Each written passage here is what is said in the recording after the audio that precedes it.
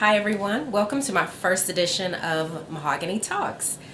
This I really wanted to be an extension of my website, Mahogany Travels.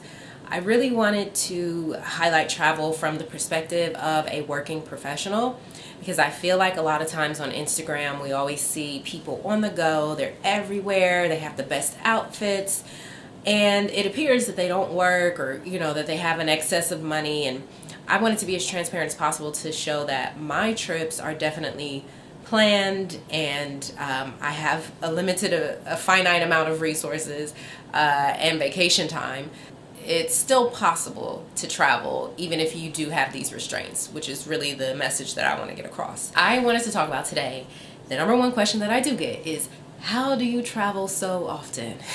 And I feel like there is a misconception about how often one travels, just again because of social media in general.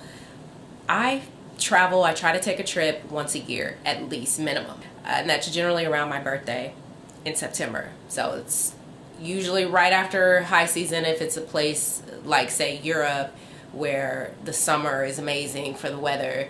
At this September, it's sort of becoming the down season, so it's generally a little cheaper. And then conversely, for places like in South America, in September, it's sort of the pre-season or their rainy season, quote unquote. And so even there, it's generally cheaper prices. So I always find that like September around my birthday is a really good time to travel. And so at minimum, I do one trip a year. What I will do outside of that is monitor sites for low cost airfare deals that come up. And there's so many sites out there for you. I'll highlight them below.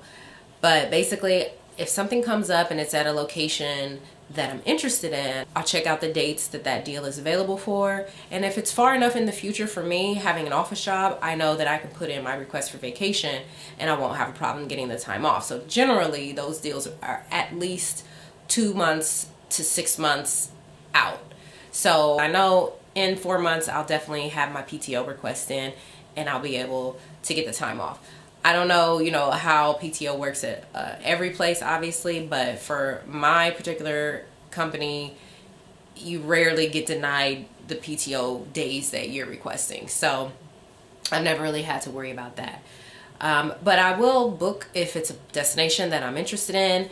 And one thing I will say is that I like to travel a lot. I definitely suffer from wanderlust, but I am not one of those people that just travels for travel's sake, to have another stamp in the passport. I've been there, I've been there, I've been there. That's never been me. Any place that I go is definitely a place where I have some sort of interest in going there, a personal interest. So the first thing, like I said, I will do is book the airfare almost always. And I never am booking my lodging at the same time or really even knowing what I'm doing or even who I'm going with. I have become accustomed to solo travel and I love it, because I only have to worry about myself. I can do everything that I want to do. Maybe that's selfish, I'm not sure, but I can make and tailor my trip to what I want it to be. If I set plans and then I decide to change them, I can do that without having to consult with anyone. And I just find that it's easier because not everyone is as spontaneous. I will say, like, when these flight deals pop up, you have to be spontaneous and be able to really take 5 to 10 minutes to make a decision. Yes, click, I'm purchasing. You do have 24 hours for international flights to cancel. So I've done that before, where I've purchased and then within the 24 hours I thought about it more. No, this isn't a place I really want to go, or I don't want to use my vacation time on that, and I'll cancel it. Now, keep in mind, you don't always get the refund back immediately. Sometimes it's taken 7 to 10 days, so that's one thing too. One thing I always try to do, though, to maximize the PTO time, because I do work, I'll try to leave on a Thursday and return on a Tuesday if it's a trip that is fairly close. To me, fairly close, I could even go from New York to like a Paris for Thursday to Tuesday. It's short, but I could definitely make that work. No further than Europe for something like a 5-day situation, but I always try to include the weekend time just so I will be able to save on my days. And if it's a Thursday, I might say, okay, I'm going to come in for half a day and then my flight's in the afternoon, so I'm only taking a half a day PTO there.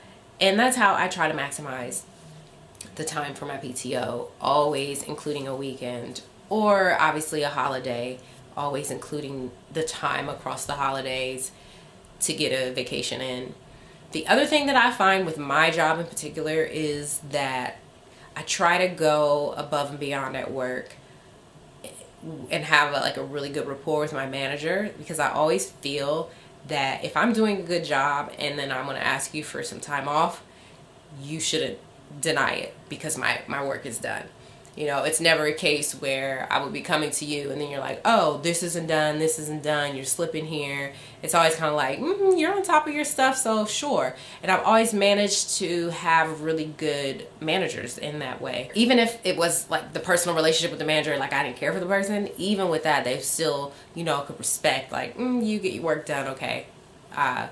We can let you have that time off and maybe not necessarily count it towards PTO. I've definitely had those types of situations, or I'm working from home one of the days that I'm actually on a flight somewhere.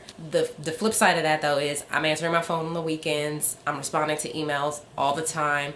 I'm flexible myself so that I can get that flexibility in return. So I felt like that has always helped me. And then the third thing, I guess, is being spontaneous, booking the flight, maximizing the time over the weekend, and having those good relationships at work to where you can sort of be flexible with what qualifies as a PTO and what doesn't, and booking over holidays to also maximize that. One other thing that I've done is I've checked my company's employee handbook policies. A lot of times people don't really use the benefits that are given there.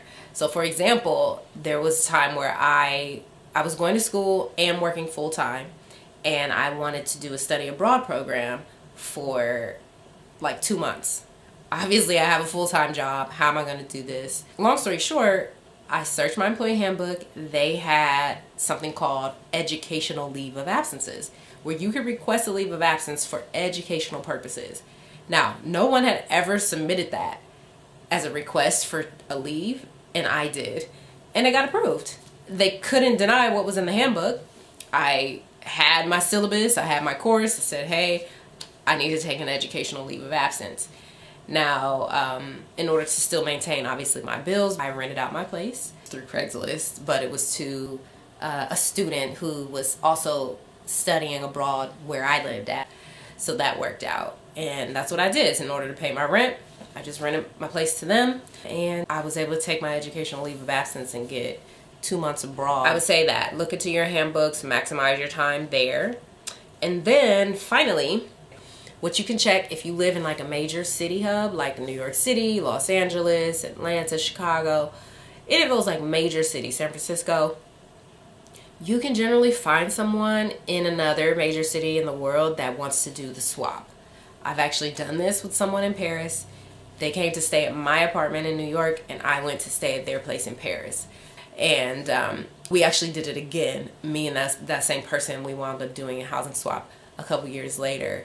There's always interesting ways. If you really want to travel and you have limited vacation time, you have a finite amount of resources, you just have to get creative and figuring out how you can make it work. And I'm telling you, I have gotten creative. There has been times where my 2 weeks vacation was used up by March, and I still managed to be able to go places later in the year when certain deals popped up. Finagling, telling my manager, hey, I'll come and I'll work on a Saturday and a Sunday if you will let me be off 2 days during the week. If I was trying to take a trip from like a Thursday to a Wednesday or something like that. I came back and I doubled up to make up my time on the weekends. I have a straight office job, so it's a Monday through Friday office. You can do the office work on the weekends. That's just when we happen to be off, so it's no problem for me to come in and do that. I realize that other industries you can't necessarily do that, but there are other ways for you to get creative, because I will say anything we put our minds to, we can do it. It doesn't have to be where you're rich. It's doable, I'm telling you, because I am doing it and I'm not rich and I don't have unlimited vacation time and I don't have unlimited resources. But yeah, I'm probably taking 2 to 5 trips a year, which for a working professional, I think is considered a lot. So that's the first installment of Mahogany Talks, and I hope that this will only get better. Please bear with me because I haven't done any type of vlogging before. So I don't necessarily have the right camera and microphones and things like that right now, but hopefully this will get better and it will be helpful to some people and we can all start just traveling. Mahogany Travels. Thanks, guys. Mahogany Travels.